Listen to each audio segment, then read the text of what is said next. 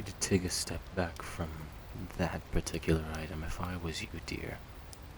Unless, of course, you've had a peculiar urge to become incorporeal. My apologies for sneaking up on you, dear customer. Welcome to the Spellbound, the kingdom's most authentic store for magical trinkets and delights. I, the owner, am more than pleased to welcome you to my shop for your first visit. With anything from infinitely blooming flowers to self-arranging furniture, we can supply anyone with something to bring home. Might you be interested in making a purchase today?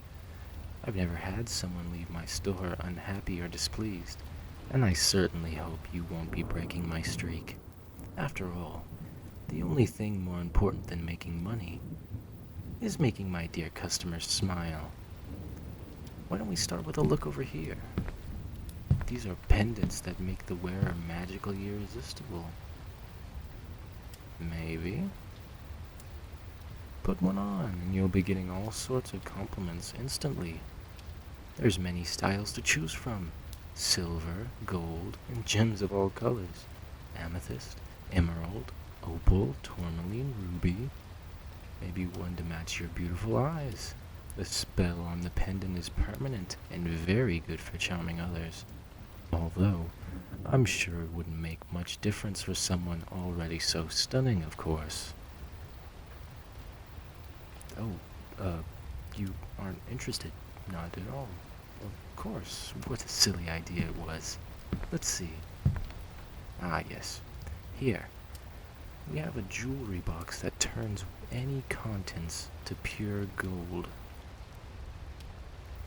Now you're curious, of course. Who wouldn't be? So that would be, let's see, 2,000 silver coins, sound right? Yes, you heard me. 2,000 silver coins. That is not an unreasonable price at all. Imagine the profits of this box's magic. For a simple necklace that one could purchase for, say, 10 silver coin, this box would turn it into a gold piece worth triple, no 10 times that amount. Why, I would consider my price to be quite generous. A demonstration. Yes, what about, here are my earrings. Currently a metallic silver. Let's set them right here in the box and shut the lid. And there, a new, flawlessly gold material. It works perfectly and quickly. You need another demonstration. Oh, no, it's a jewelry box, dear customer. An antique teacup isn't jewelry, so let's not try forcing it to work, okay? Wait, dear customer, where are you? Please don't leave. There's so much more to see. I could show you a deck of cards with changing suits or a... What? No, it's not garbage. My products are not garbage. How could you insult such a fine store? This is a highly respected shop for antiques, charms, artifacts, and relics. Now, my jewelry box of gold may not be flawless, but calling it a scam feels like a bit of a... Okay, it's an ordinary jewelry box with, yes, gold-painted duplicates of jewelry stored at the bottom, but how could you have even possibly spotted that? I've sold dozens of those stupid boxes, and nobody ever returns with complaints. If not magic, does it at least function as a nice party trick? No? Well, I'm sorry if you feel misled. Most people who come looking in magic shops are children, entertainers, or fools with too much money to spend. I mean, I had authentic tools to sell in the past, but none of it was considered flashy enough to please the picky clients I find myself encountering these days. I used to sell proper equipment, real stuff, but people want glamour, not grit. Or they're just too afraid to try actual spells. So now I peddle pendants and pretend it's still magic. Between sorcerers who are rarely allowed to practice any magic, and the mundane people who can't use it at all, there's no market for practical wares anymore. You're trying to learn magic. Real magic. As in curses and seals and real magic. You aren't going to ask me to pick a card or start pulling a chain of scarves from your pocket. Well, what were you actually looking for? A book? A spell book? You're kidding. Why didn't you start off with that? Of course, I went through all my flattery and chatting just to end up with a spell book. Come on, into the back. It's a little dusty, sorry. Alright, what do we have here? Old staffs, no. Runestone necklace, no. Empty vials, definitely not. Should have thrown those out a long time ago. Floating mirror, no. Here we go. Old textbooks and scripts. Here, I've got exactly what you'll need. Plenty of studying resources and guides for all your magical needs. These will take you through everything you need, discovering if you even have magical capacity, how to summon energy and utilize it. There's all kinds of magic users. You've just got to figure out what kind you are. Take a look through this. Tell me what you think.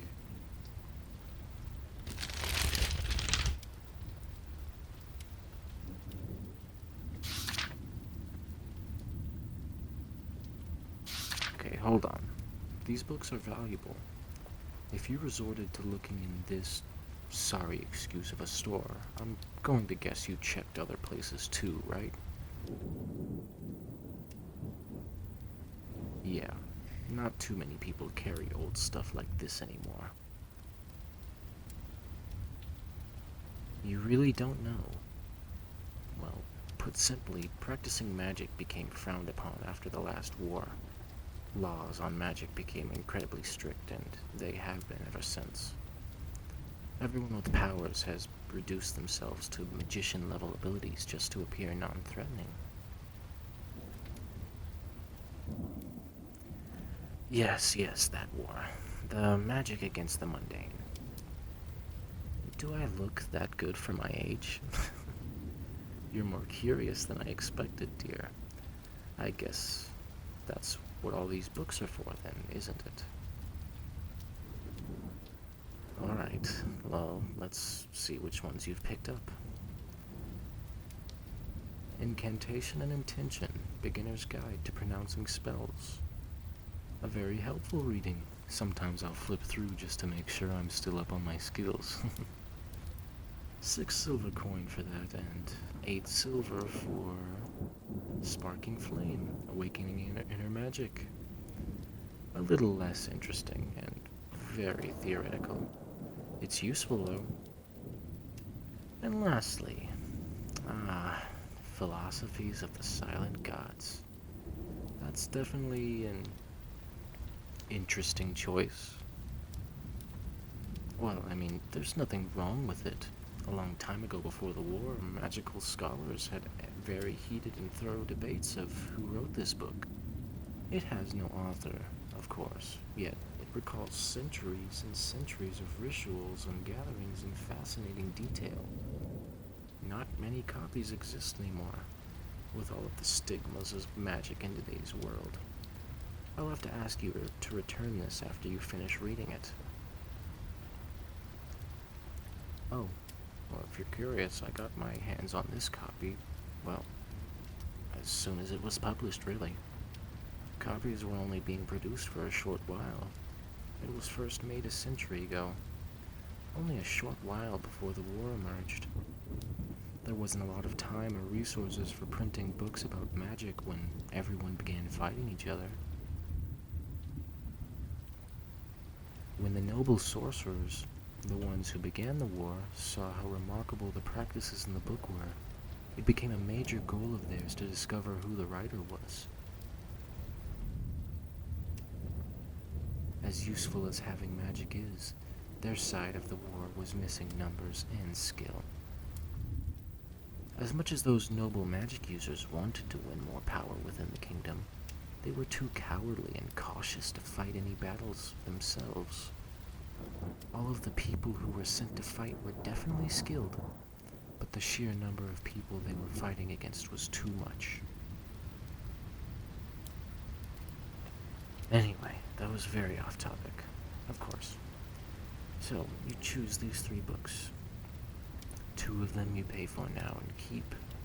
And of course, we have an agreement that you return my copy of Philosophies of the Silent Gods. You understand that this is important to me, right? Okay, I'm just making sure. So your total comes out to be 14 silver coin. Okay. 1, 2, 4, 6, 8, and yeah, alright, perfect. I told you I've never left a customer displeased.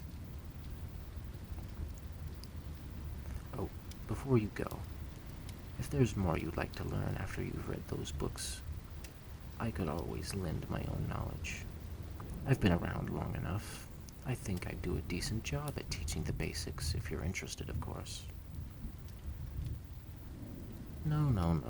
It's not another scheme for making money. I won't even charge you anything.